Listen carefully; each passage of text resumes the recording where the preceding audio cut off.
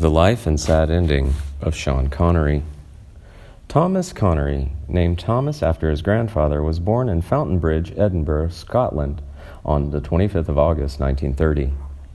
His mother, Euphemia Effie McBain McLean, was a cleaning woman. Connery's father, Joseph Connery, was a factory worker and lorry driver.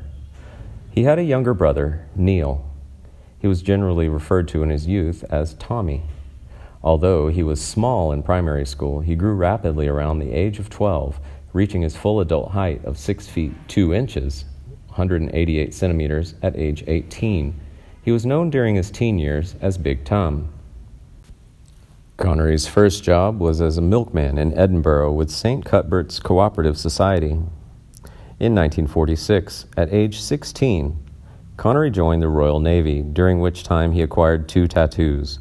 One tattoo is a tribute to his parents and reads Mum and Dad, and the other is self-explanatory, Scotland Forever. He trained in Portsmouth at the Naval Gunnery School and in an anti-aircraft crew. He was later assigned as an able seaman of HMS Formidable. Connery was discharged from the Navy at age 19 on medical grounds because of a duodenal ulcer, a condition that affected most of the males in previous generations of his family. Afterward, he returned to the co-op, then worked as, among other things, a lorry driver, a lifeguard at Portobello Swimming Baths, a laborer, an artist's model for the Edinburgh College of Art, and after a suggestion by former Mr. Scotland, Archie Brennan, a coffin polisher. The modeling earned him 15 shillings an hour. Connery began bodybuilding at the age of 18, and in 1951 trained heavily with Ellington, a former gym instructor in the British Army. He was third in the 1953 Mr. Universe contest.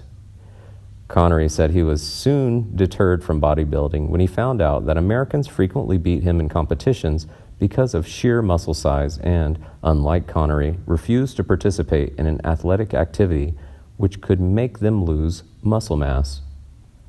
In the 1950s, seeking to supplement his income, Connery helped out backstage at the King's Theatre in late 1951. During a bodybuilding competition held in London in 1953, one of the competitors mentioned that auditions were being held for a production of South Pacific, and Connery landed a small part as one of the Seabees chorus boys. During this production at the Opera House, Manchester, over the Christmas period of 1954, Connery developed a serious interest in theater through American actor Robert Henderson.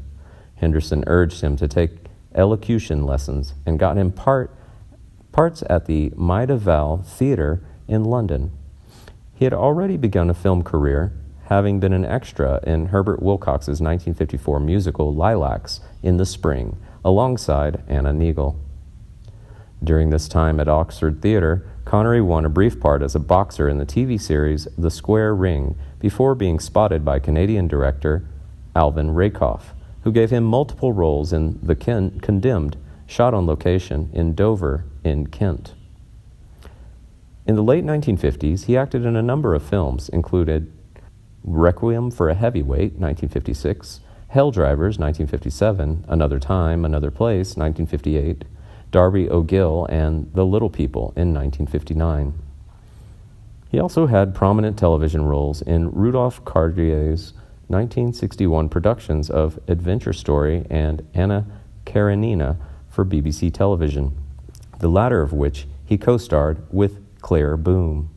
Also in 1961, he portrayed the title role of a CBS television film adaptation of Shakespeare's Macbeth, with Australian actress Zoe Caldwell cast as Lady Macbeth. Connery's breakthrough came in the role of a British secret agent, James Bond. Between 1962 and 67, Connery played 007 in Dr. No, From Russia with Love, Goldfinger, Thunderball, and You Only Live Twice, the first 5 Bond films produced by Eon Productions. After departing from the role, Connery returned for the 7th film, Diamonds Are Forever, in 1971. Connery made his final appearance as Bond in Never Say Never Again, a 1983 remake of Thunderball, produced by Jack Schwartzman's Talia film. All 7 films were commercially successful. James Bond, as portrayed by Connery, was selected as the third greatest hero in cinema history by the American Film Institute.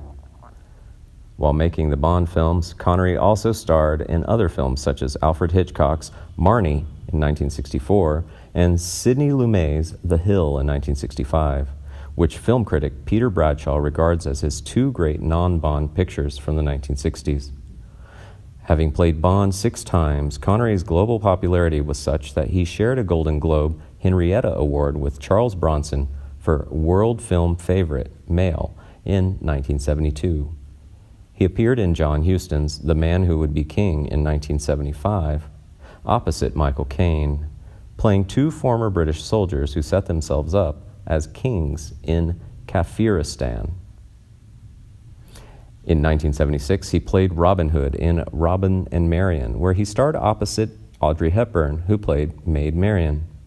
Film critic Roger Ebert, who had praised the double act of Connery and Caine in The Man Who Would Be King, praised Connery's chemistry with Hepburn. During the 1970s, Connery was part of ensemble casts in films such as Murder on the Orient Express in 1974 with Vanessa Redgrave and John Gielgud, and playing British Army General in Richard Attenborough's war film A Bridge Too Far in 1977, co-starring Dirk Bogarde and Laurence Olivier. Connery agreed to reprise Bond as an aging Agent 007 in Never Say Never Again, released in October 1983. The title, contributed by his wife, refers to his earlier statement that he would never again return to the role. Although the film performed well at the box office, it was plagued with production problems, strife between the director and producer, financial problems, and Fleming Estate trustees' attempts to halt the film, and Connery's wrist being broken by fight choreographer Steven Seagal. As a result of his negative experiences during filming, Connery became unhappy with the major studios and did not make any films for 2 years. Following the successful European production, The Name of the Rose, 1986, for which he won a BAFTA Award for Best Actor, Connery's interest in more commercial material was revived. His later films included several box office and critical disappointments such as First Night, 1995, Just Cause, same year, The Avengers, 1998, and The League of Extraordinary Gentlemen in 2003. However, he received positive reviews for his performance in Finding Forrester in 2000. He also received a Crystal Globe for Outstanding Artistic Contribution to World Cinema. When Connery received the American Film Institute's Lifetime Achievement Award on the 8th of June 2006, he confirmed his retirement from acting. Connery's disillusionment with the idiots now making film in Hollywood was cited as a reason for his decision to retire. With his personal life, Connery was married to actress Diane Cilento from 62 to 73, though they separated in 1971. They had a son, actor Jason Connery. Connery was married to Moroccan-French painter Micheline Roquebrune, born 1929, from 1975 until his death.